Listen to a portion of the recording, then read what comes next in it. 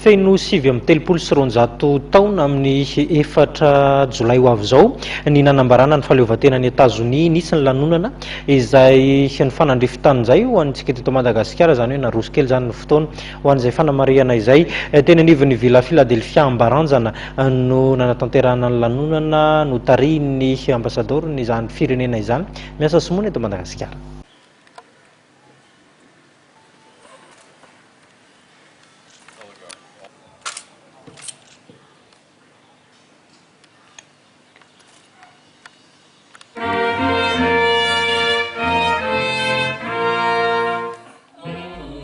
Sambany eny taona teoria indray vao nampiatrano ny fankalazana ny fetim-pirenena amerikanina ny teto amin'ny trano fonenana Masova Amerikana eto Ambaranjana. Raha toka prakitra rahatrano no nitarika izany lanonan'izany nandritra ny vanim-potoana ny tetezamita. Feno 7 taona amin'ny 4 Jolay izao ny nanambarana ny fahaleovantena ny États-Unis.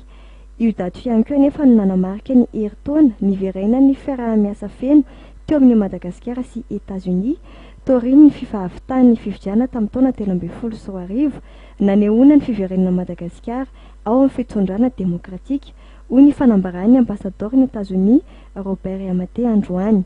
Miverina mitomby ihany koa ny fanampiana tolotra États-Unis ho an'ny fampandrosoana raha nambarany ity ambasador ty hatrany. Isany amin'izany asa lehibe mikasika ny tontolo iainana izay andalam-panatanterahana amin'izao fotoana izao any Fianarantsoa sy Ranomafana.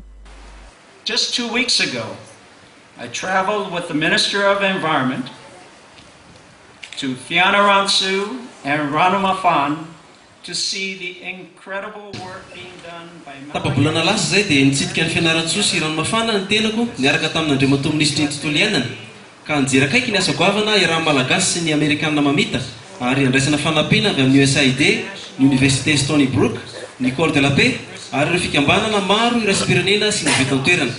Ny tanjona amin'izany dia ny amerina amin'ny laoniny ny ala, amorona asa any amin'ireo faritra sahirana ara-pivelomana, ampitombo ny vokatra fambolena, hiaro ny tontolo iainana sarobidy tsy manam-paharoa eto Madagasikara ary hiezaka hanatsara ny fahasalaman'ny mponina any ambanivohitra.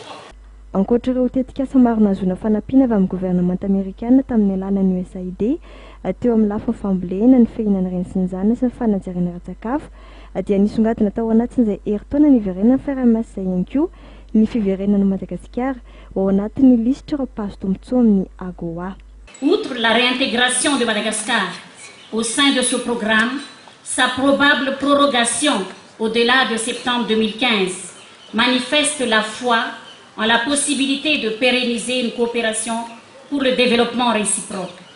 En effet, nos oreilles restent tendues vers l'annonce officielle d'une nouvelle loi sur l'AGOA qui nous permettra d'exporter davantage vers le grand marché américain conformément aux engagements déjà pris de part et d'autre. Aussi, permettez-moi de saluer cette étape et d'exprimer les remerciements du gouvernement malgache envers l'administration américaine d'avoir décidé en faveur d'une nouvelle période de l'AGOA au profit de quelques pays africains, dont Madagascar. Ankoatra ny fahatongavan'ireo mpandrara amerikana teto Madagasikara tamin'ny volana May teo dia verina fa ahafahana mampirisika ny fampiasam-bola ny mpandrara amerikana eto Madagasikara. Tetikasa maro moa no mbola miandry Madagasikara ary ilana fiaraha-miasa hoy ny minisitra raharaham-bahiny ka isany amin'izany ny fampirarana izay mbola andalam-panatanterahana amin'izao ahafahana mamerina indray ny Millennium Challenge Corporation na ny MCC ny famoahana ny vokatra lavanila tsy ao anatin'ny lisitra ireo vokatra tsy azo amidy eo amin'ny tsena amerikanina. Sehatra maro toy ny angovo, ny fiarovana ny faritra ranomasina, ny fanabeazana sy ny famafisany haitao amin'ny sehatra maro hafa dia tafiditra ihany koa anatin'ny laharam-pamehan'i Madagasikara raha ny fanamarian'ny minisitra trano.